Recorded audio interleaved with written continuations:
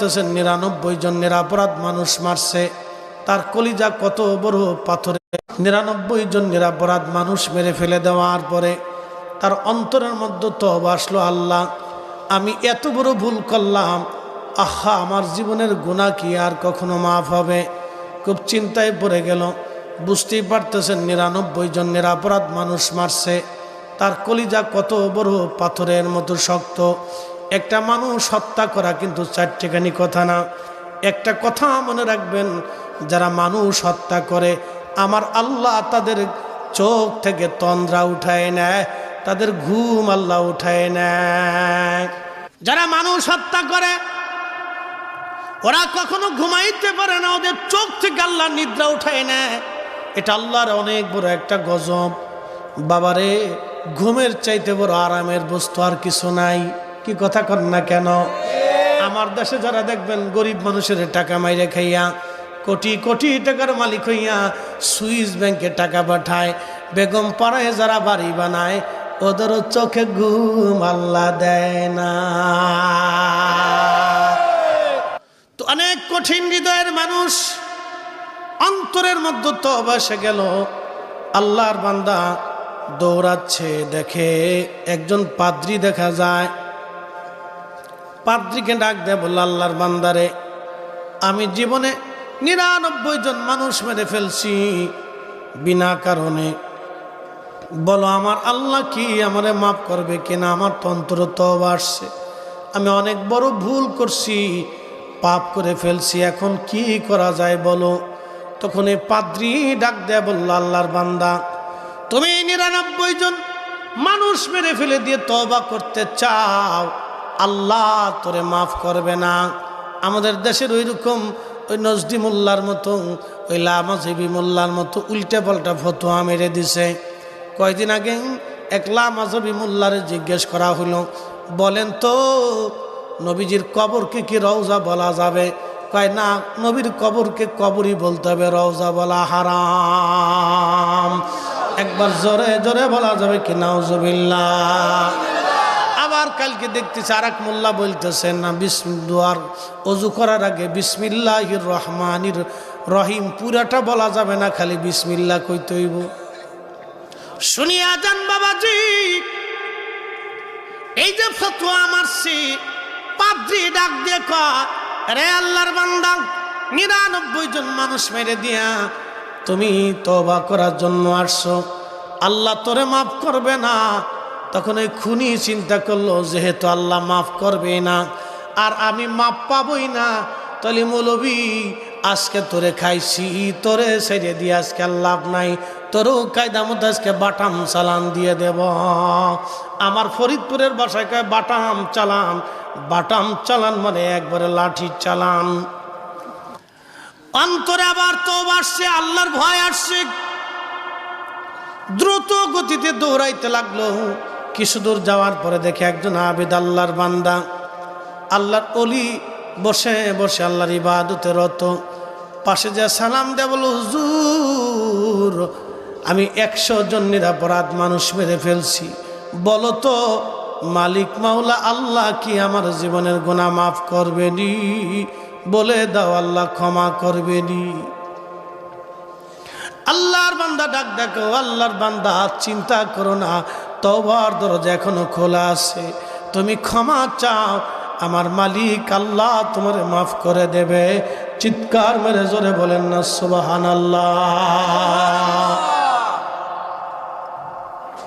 তুমি রহমান, তুমি মেহেরবান, বলেন তুমি রহমান, তুমি মেহেরবান। অন্ধ গাহে না শুধু তোমারি গুণগান, অন্ধ গাহে না শুধু তোমারি গুণগান, বুঝেও বুঝে না তবু শান। তুমি রহমান, তুমি মেহেরবান, তুমি রহমান, তুমি মেহেরবান।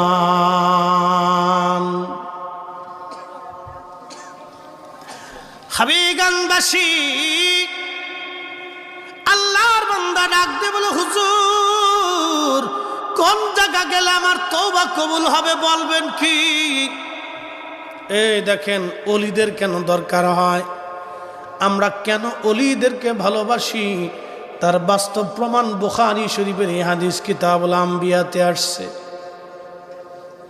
বুখারী শরীফের হাদিস কিতাবুল আম্বিয়াতে রাসূলে খুদা হাবিবে কিবরিয়া ডাক দিয়ে বলতেছেন, তখন ওই আল্লাহর বুজুর্গ বান্দা বলে, যাও অমুক কারিয়াত ওই গ্রাম, ওখানে আল্লাহর কিছু মকবুল ওলি বান্দা আছে, বুজুর্গ, যারা সব সময় আল্লাহর ইবাদতে কাটায়।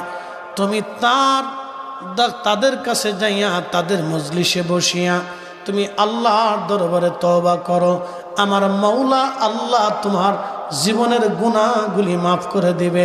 এটার নামই অবতাগু ইলাইহিল ওয়াসিলা, এর নামই হলো উসিলা তালাশ করা, মাধ্যম খোঁজা। কোন মাধ্যমে আল্লাহ পাওয়া যাবে, কোন মাধ্যমে আল্লাহর সন্তুষ্টি অর্জন করা যাবে। আজকের মাহফিল একটা উসিলা।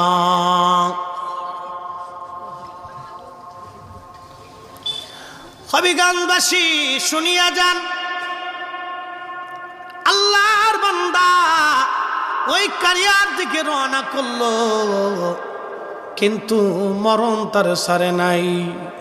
ও তোর পিছে পিছে ঘুরছে সামন, মৃত্যু মরণ তোমার পিছে পিছে ঘুরে। ও তোর পিছে পিছে ঘুরছে সামন, কোন দিন জানি তোর হয় সমন জারি। দেখ না মন ঝাঁক মারি দুনিয়াদারি, ভাই বন্ধু আপন জনা সঙ্গে তোমার কেউ যাবে না রে, ঠিক কিনা? ও তোর খালি হাতি একা পথি, ও তোর খালি হাতি একা পথি, যাইতে হবে মন ভেরি। দেখ না মন ঝাঁক মারি দুনিয়াদারি।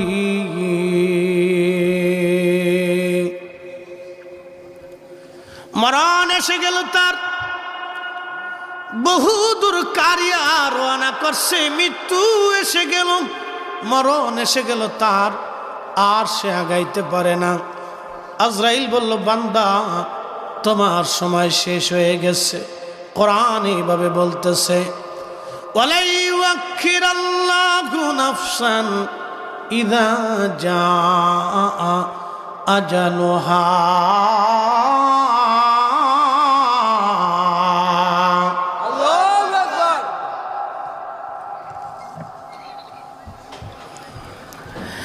আল্লাহ ডাক দে বলে, বান্দারে হায়াত শেষ যদি একবার হয়, দুনিয়াতে থাকার আর সুযোগ নাই। আর একবার যদি তুমি কবরে চলে যাও, দুনিয়াতে আসার আর কোনো রাস্তা নাই। কি কঠিন আল্লাহর সিদ্ধান্ত! এই জন্য ক্ষমা ক্ষমা পেতে হবে আপনাকে। আল্লাহর বান্দাকে আল্লাহ ক্ষমা করে দিবে। মনোযোগ দিয়ে শুনিয়া যান, আল্লাহু আকবার। আল্লাহর বান্দার জন্য মরণ এসে গেল। ও বন্ধু, কোথায় কোন হালতে বান্দা মারা যাবে আল্লাহ ছাড়া কেউ জানে না। আমার মালিক, আমার মৌলা ডাক দে বললেন, আমার আল্লাহ পাক বলতেছেন, আমা তাদরি নাফসুন বিআইয়ি আরদিন তামুত। কোন জায়গা কোন হালতে মানুষ মারা যাবে আল্লাহ ছাড়া কেউ জানে না। কখন মারা যাবেন আপনি আল্লাহ ছাড়া কেউ জানে না। এখান থেকে বাড়ি পর্যন্ত যাবেন কোনো গ্যারান্টি নাই। ও মুসলমান, বাড়ি থেকে মাহফিল আসবেন কোনো গ্যারান্টি নাই। আজ সকালবেলা ঘুম থেকে উঠবেন কোনো গ্যারান্টি নাই। তাহলে যে জীবনের গ্যারান্টি নাই, ওই জীবন নিয়ে পারাপারি করার কোনো প্রয়োজন নাই। কি কথা কন না কেন, ঠিক কিনা? যে জীবনের গ্যারান্টি নাই, এই জীবনের কোনো গ্যারান্টি নাই। তাহলে কিসের জন্য আমি অন্যায় করব, কিসের জন্য আমি খারাপ কাজ করব, কিসের জন্য কার জন্য আমি মানুষের ক্ষতি করব, কার জন্য রে অন্যের মাথায় বাড়ি দিয়ে জমি জমা সম্পদ আমি করে যাব। এই সম্পদ আমার নাজাতের উসিলা হবে না, এই সম্পদগুলি আমার জাহান্নামের কারণ হয়ে যাবে। ভাই বন্ধু আপনজনা সঙ্গে তোমার কেউ যাবে না রে, ও তোর খালি হাতি একা পথি যাইতে হবে মন বেরি, দেখ না মন ঝাঁক মারি দুনিয়াদারি।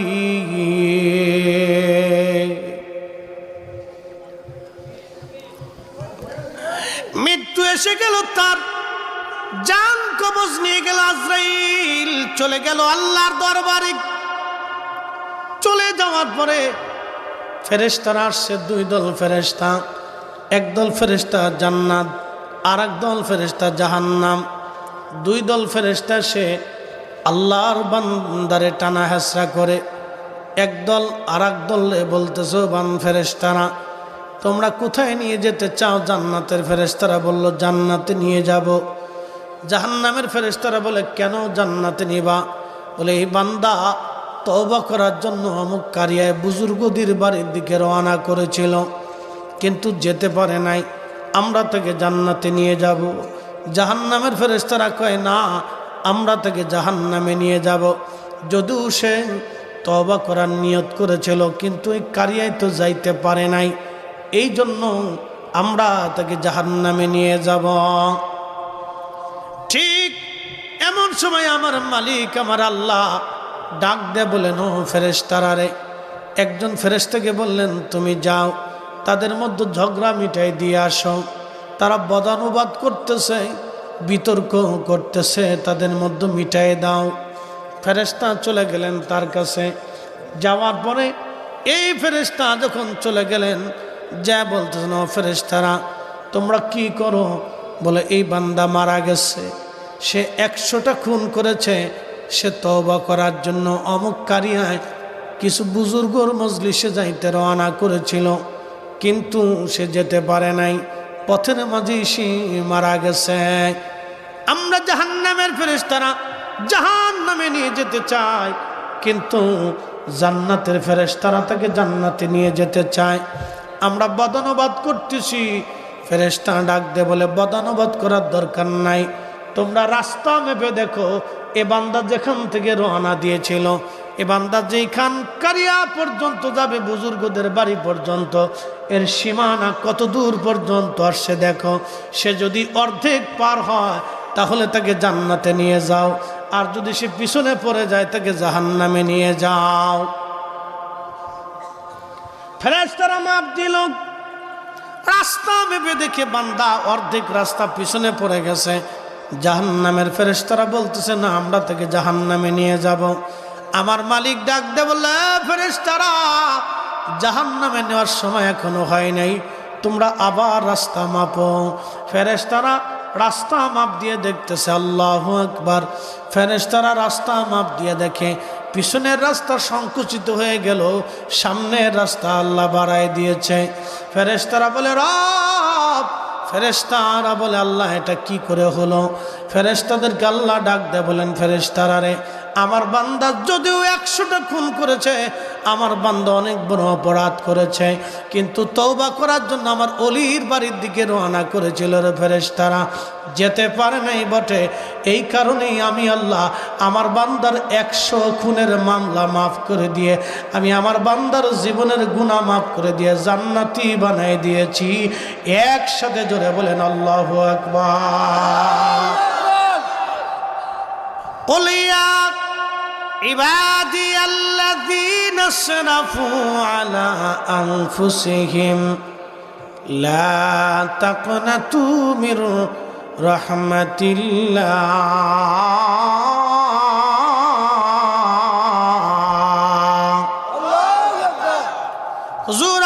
বলিয়া দিন, কি বলবেন আপনি?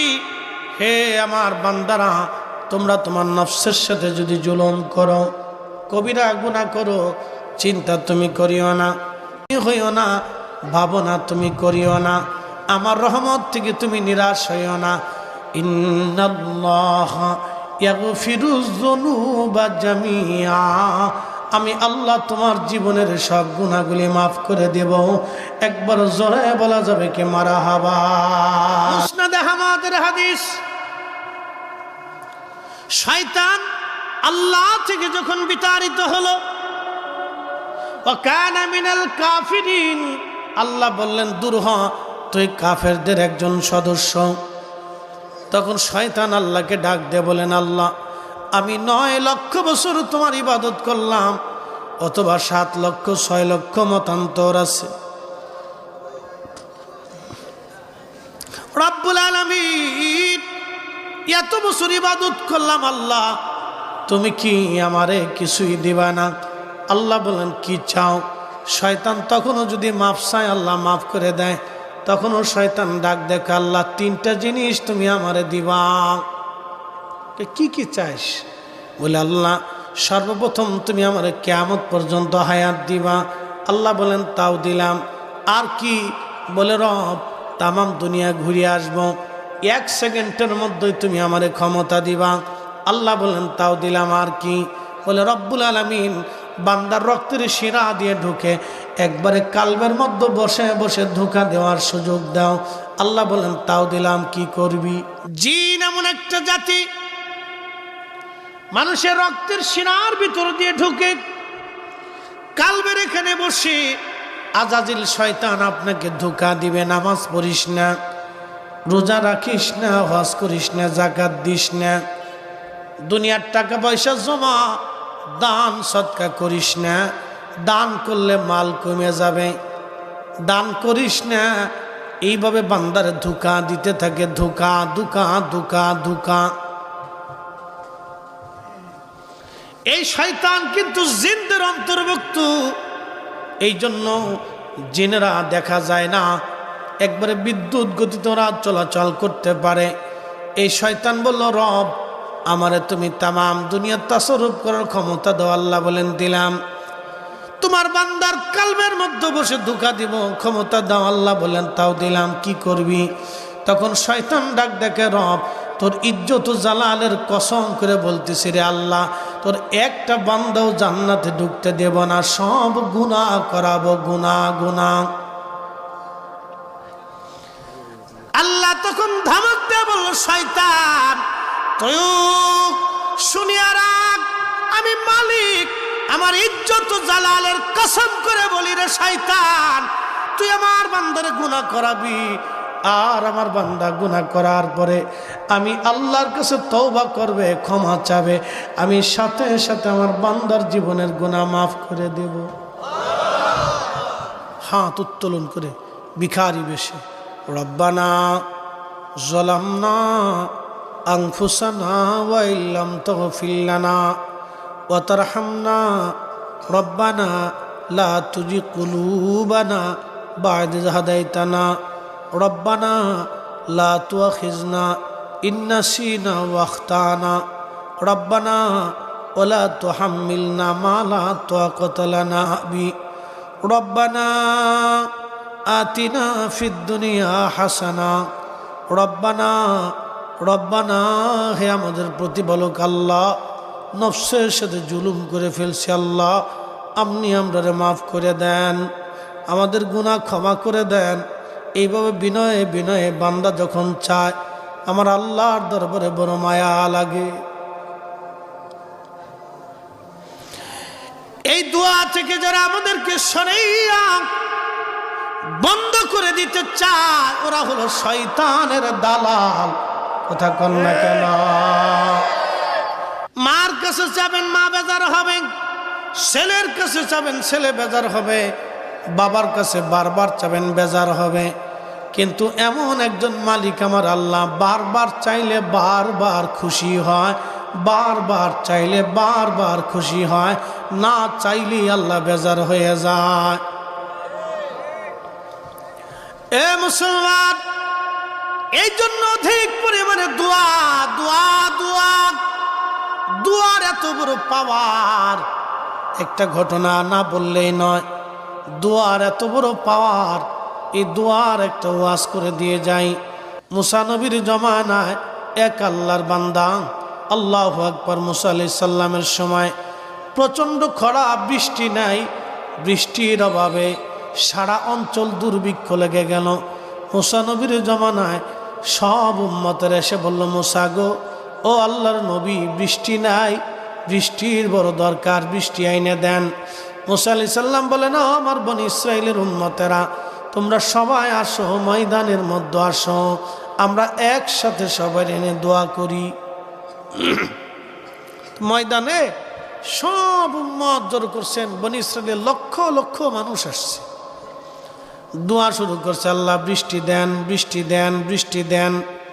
বৃষ্টি তো হলোই না, আকাশে আরো মেঘ জমে, মেঘ পরিষ্কার হয়ে সূর্য আরো প্রখর হয়ে গেল।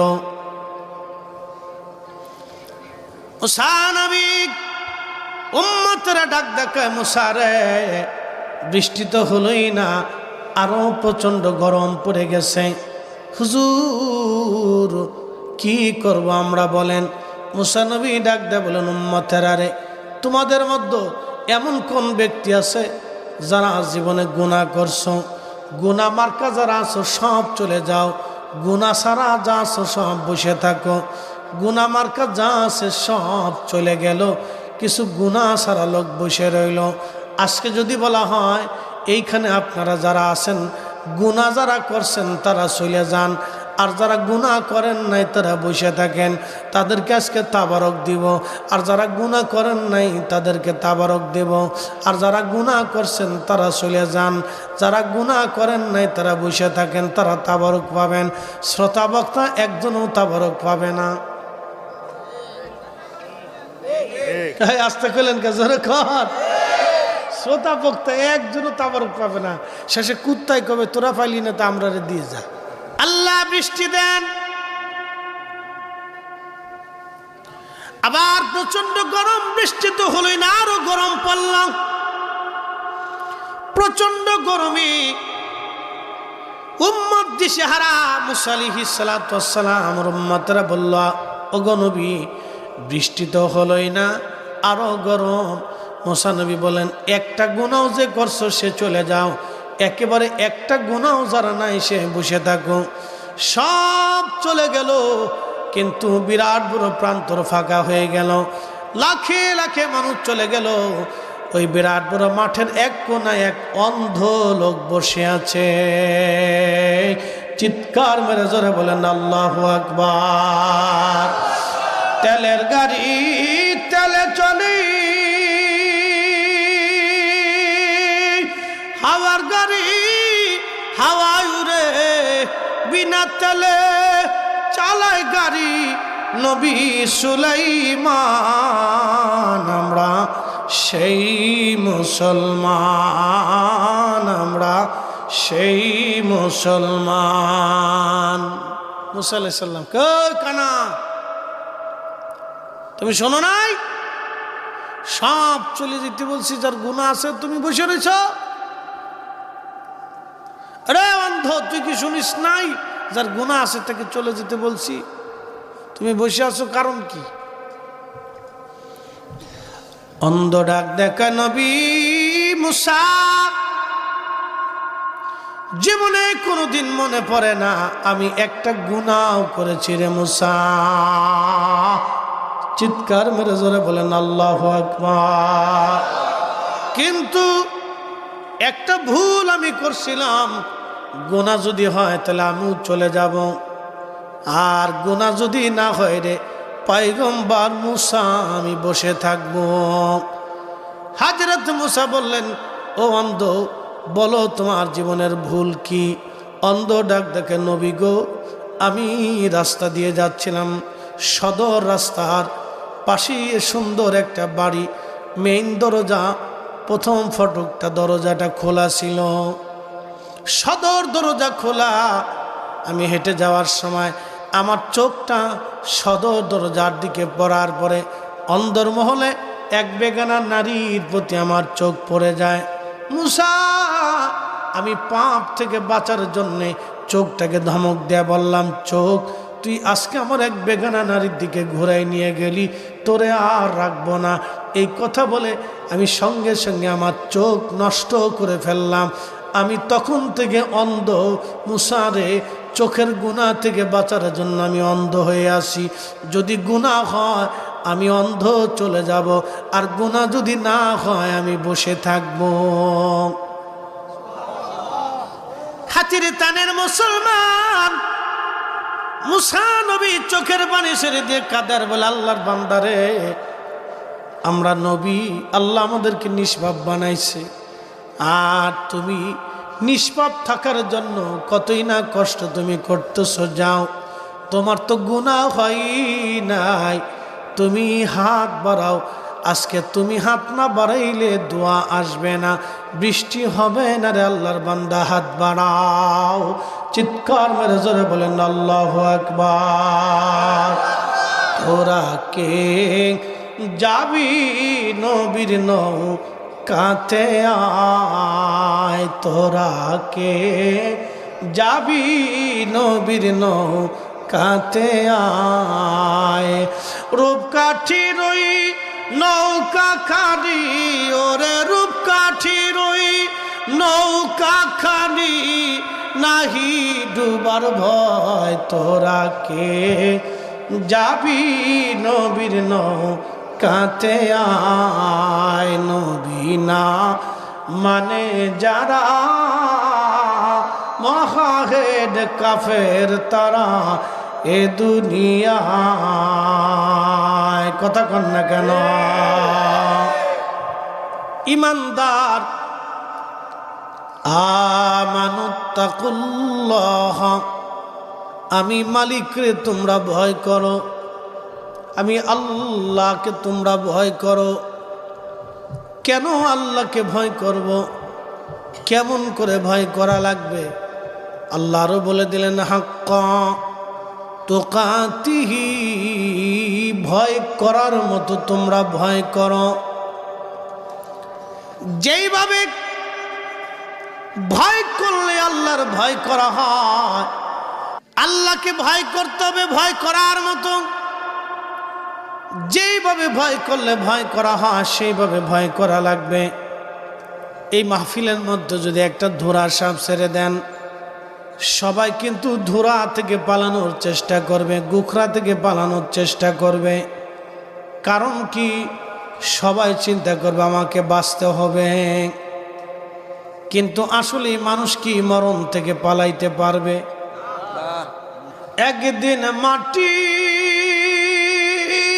ভিতরে হবে ঘরে, মন আমার কেন বান্ধ দালান ঘর, মন আমার কেন বান্ধ দালান ঘর। কুল ইন্নাল মাউতাল্লাযী তাফিররুনা মিনহু ফাইন্নাহু মুলাকীকুম।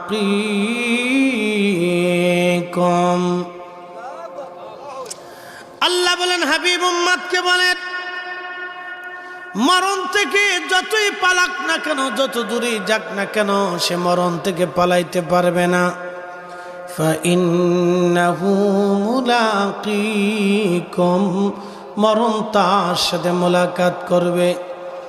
সুম্মা তুরাদ্দুনা ইলা আলিমিল গায়বি ওয়াশ শাহাদাত, এমন একজন রবের কাছে থেকে ফিরে যাওয়া লাগবে যিনি তার ভালো মন্দ ওপেন গোপন সব আল্লাহ পাক জানেন। ফায়ুনাব্বিউকুম বিমা কুনতুম তা'মালুন, দুনিয়াতে সে যা আমল করত আমার আল্লাহ সেই দিন তারে দেখাই দিবে, বান্দা তুমি এই এই কাজ করছিলা, তুমি এগুলি নিয়ে যাও। নবীর উম্মত, মনোযোগ দিয়ে শুনিয়ে যান, বিশ্ববিখ্যাত একজন আল্লাহর ওলি, তার নাম হযরত ইব্রাহিম বিন আদহাম। আল্লাহু আকবার। অনেক বড় আল্লাহর ওলি, অনেক বড় আল্লাহর ওলি ছিলেন ইব্রাহিম বিন আদহাম। দুনিয়াতে এমন কোনো আলেম নাই যে আলেম ওনার সুন্দর, ওনার সম্পর্কে ভালো মন্তব্য না করেছেন। এত বড় আল্লাহর ওলি, তিনি চলে গেলেন একজন পীর মুর্শিদের দরবারে। যাইয়া আল্লাহর ওলির দরবারে বলেন, হুজুর আপনি আমারে বায়াত করেন। আল্লাহর ওলি জবাব দিল, ইব্রাহিম বায়াত করতে পারবো, কিন্তু একটা শর্ত আছে। বলেন হুজুর কি? বলে, বাবারে 12 বছর তুমি আমার তাহাজ্জুদের পানি জোগাড় করবা। 12 বছর তাহাজ্জুদের পানি জোগাড় করে ওই পানিকে গরম করে তুমি আমার ওযুর জন্য এই পানির ব্যবস্থা করে দিবা। আল্লাহর ওলি ইব্রাহিম বিন আদহাম 12 বছর পর্যন্ত ওযুর পানি জোগাড় করলেন তাহাজ্জুদের। প্রশ্ন করি, জবাব দিবেন। যেই পীর তাহাজ্জুদ নামাজ পড়ল, যে ওলি আর খাদেমকে তাহাজ্জুদ নামাজ পড়াইলো 12 বছর, কেউ যদি তাহাজ্জুদ নামাজ একটানা পড়ে, সে আল্লাহর দরবারে ওলি হয়ে যায়। কি কথা কন না কেন, ঠিক কিনা? এটার নাম তাসাউফের ক্লাস। হাবিগঞ্জের মুসলমান, আমরা আল্লাহ পাওয়ার চেষ্টা করি না। আল্লাহ কোরআনে বলেন, ইয়া আইয়ুহাল্লাযীনা আমানুত্তাকুল্লাহা ওয়াবতাগু ইলাইহিল ওয়াসিলা। হে ঈমানদার, আমি আল্লাহকে ভয় করো। শুধু ভয় করলে হবে না, আমাকে পাওয়ার জন্য উসিলা তালাশ করো। উসিলা মানে মাধ্যম। তুমি মাধ্যম খুঁজতে থাকো, কোন মাধ্যমে তুমি আমি আল্লাহরে খুঁজবা, আমি আল্লাহরে পাইবা। তুমি মাধ্যম তালাশ করতে থাকো, কোন মাধ্যমে তুমি আমি আল্লাহরে পাইবা। একটু মনোযোগ দিবেন। আমাদের কারো বয়স 40, কারো বয়স 60, কারো বয়স 20। আচ্ছা বলেন তো, দুনিয়া পাওয়ার জন্য আমরা চেষ্টা করলাম, মনোযোগ দেন, দুনিয়া পাওয়ার জন্য চেষ্টা করলাম। ছোট্টকাল থেকে 20 বছর পর্যন্ত আপনি পড়াশোনা করলেন, মাস্টার্স কমপ্লিট করলেন, দুনিয়ার একটা সার্টিফিকেট পাইলেন। পরিশ্রম হলো 20 বছর।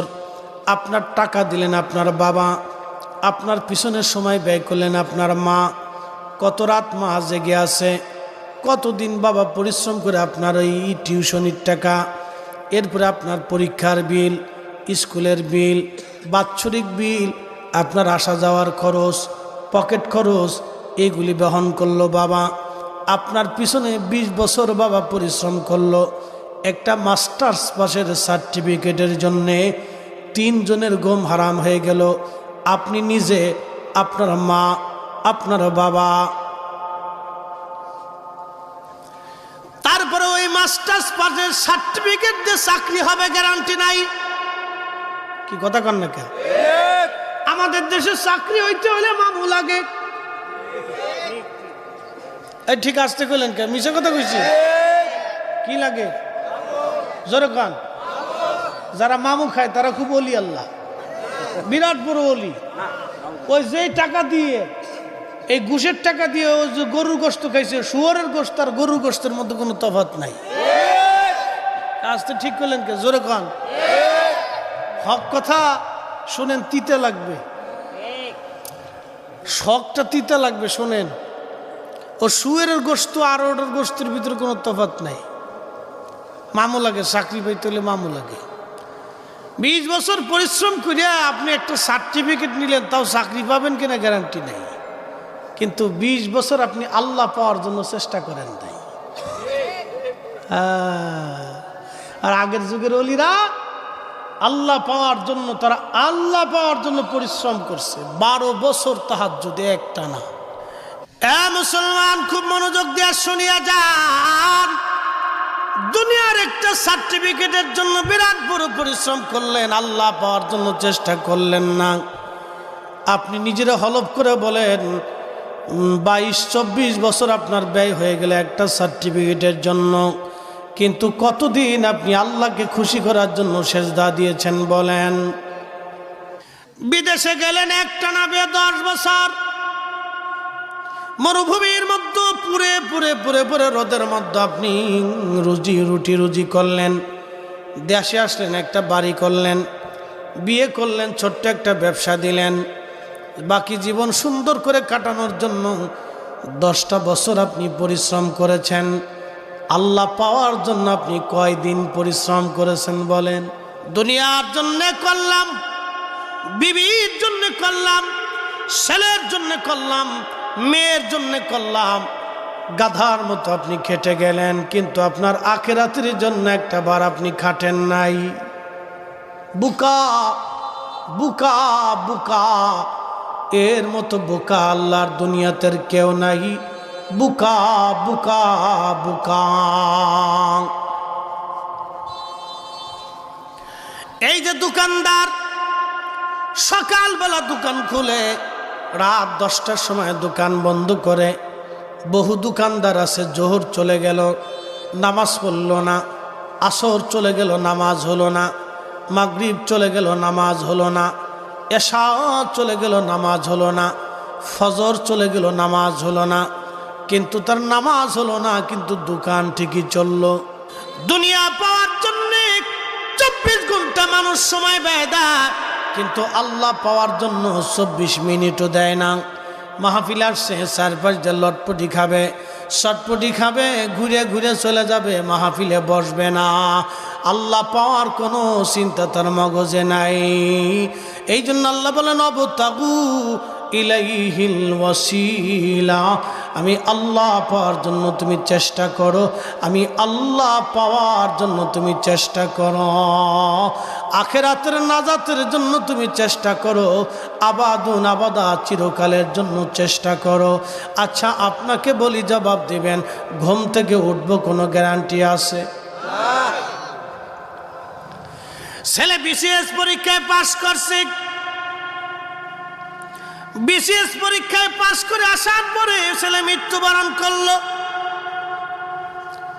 চাকরির অ্যাপয়েন্টমেন্ট লেটার আসছে, কিন্তু ছেলেটা আজকে দুনিয়ায় নেও নিজেও জানে না আমি চাকরি করতে পারবো না, কিন্তু বিসিএস কমপ্লিট করার জন্য তার দৌড়ঝাঁপ লেখাপড়া কত পরিশ্রম করে ছেলেটা বিসিএস করলো, কিন্তু চাকরিও হয়ে গেল, কিন্তু বেতন আর পাইল না, কারণ দুনিয়া শেষ। একদিন মাটির ভিতরে হবে ঘর রে মন আমার, কেন বান্ধ দালান ঘর, মন আমার কেন বান্ধ দালান ঘর। কথা বলেন ঠিক কিনা? হাবিগঞ্জবাসী খুবই মনোযোগ দিয়ে কথাগুলি শুনবেন, আমি বোঝার জন্য বলতেছি। আমাদের জীবনের ভুল কোথায়, আমরা কোন জায়গা পস্তাবো, কোন জায়গা আমাদের জীবনের ভুল। ছেলে বিসিএস হলো, কিন্তু চাকরি হলো, বেতন পেল না, জিন্দিগি তার শেষ, সেও জানতো না আমি আগামী দিন মারা যাব। তার সারা জীবন লেখাপড়ায় শেষ করে দিল, কিন্তু আল্লাহ পাওয়ার জন্য নামাজে দাঁড়াইল না। জীবন তার 16 আনার 16 আনাই বৃথা হয়ে গেল। কি কথা কন না কেন? এক শিক্ষিত মানুষ নদী পার হচ্ছে, আকাশে মেঘ জমে গেল, শিক্ষিত মানুষ নদী পার হচ্ছে, মাঝিরে ডাক দেখে, মাঝিরে ও মাঝি তুমি কি লেখাপড়া করছো? মাঝি কয় না, লেখাপড়া করলে কেন নৌকা চালাইতাম। শিক্ষিত লোকটা ডাক দেখে, আহা তোমার 16 আনা জীবনের 12 আনাই শেষ। যদি আল্লাহ খুশি না করেন তো 16 আনাই শেষ। এই জন্য আমাদের উচিত আল্লাহকে পাওয়া, আল্লাহকে খুশি করা। হাতির তানের মুসলমান হবিগঞ্জবাসী আল্লাহ পাওয়ার চেষ্টা করতে হবে। এই জন্য আল্লাহ বলেন অবতাগু ইলাইহিল ওয়াসিলা, আমি আল্লাহ পাওয়ার জন্য তোমরা উসিলা তালাশ করো, মাধ্যম। কোন মাধ্যমে আল্লাহ পাওয়া যায় তুমি চেষ্টা করো। বনি ইসরাইলের একজন আল্লাহর বান্দা জীবনে 99 জন মানুষ হত্যা করেছে। আমার দিকে তাকান, বনি ইসরাইলের মানুষ আগে থেকে নিকৃষ্ট, তাদের মধ্যে ভালোও ছিল আবার মন্দও ছিল।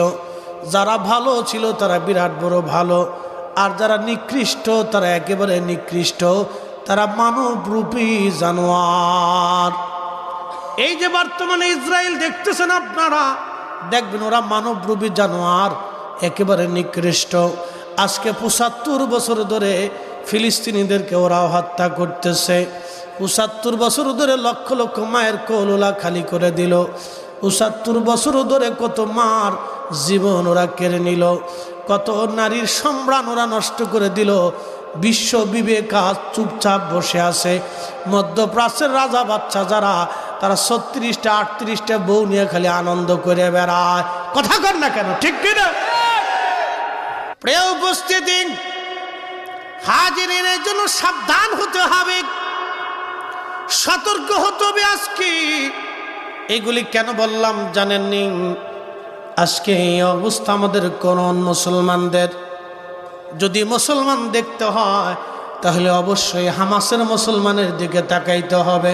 ওরাই হলো জমিনের শ্রেষ্ঠ সন্তান, যারা মিথ্যার বিরুদ্ধে মাথা নত না করে এখনো লড়াই করে জিহাদের ময়দানে টিকে আছে। কথা বলেন ঠিক কিনা?